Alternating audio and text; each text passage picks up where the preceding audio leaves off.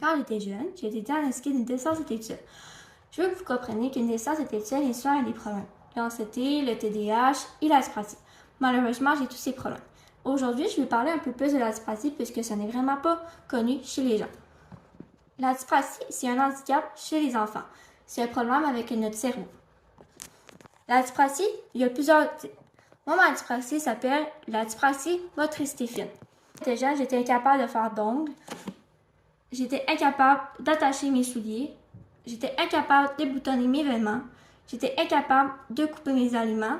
J'étais incapable d'utiliser des ustensiles. J'avais de la difficulté à faire du vélo. J'avais de la difficulté à monter les marches et descendre les marches. Et aussi, quand j'étais jeune, j'ai fait de l'ergothérapie, de la physiothérapie et j'ai fait un an d'entraînement chez moi qui s'appelle la chambre hyperbare. Maintenant, si on revient à nos ongles. Ma mère a décidé de m'acheter une fausse main sur Amazon pour pouvoir me pratiquer puisque je ne suis pas capable de faire d'ongles à cause de ma dyspraxie puisque je n'ai pas de dextérité. Alors, je vais vous la montrer.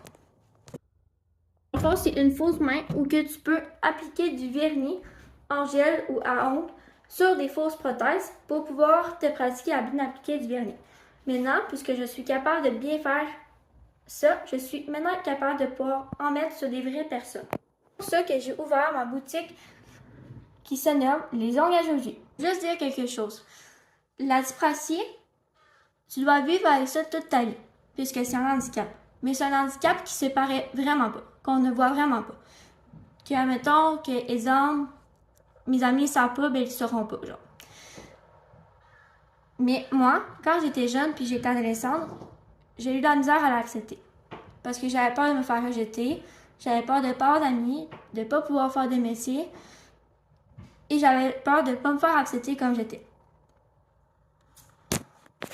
Mais, quand j'ai vieilli, j'ai compris que, en persévérant et en devenant autonome, et que j'allais accepter comme j'étais, que ça allait un peu plus diminuer et qu'on allait un peu plus moins la voir.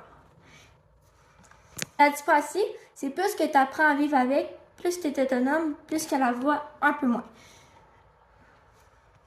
Alors maintenant, je suis capable de faire tout ce que je n'étais pas capable de faire quand j'étais jeune.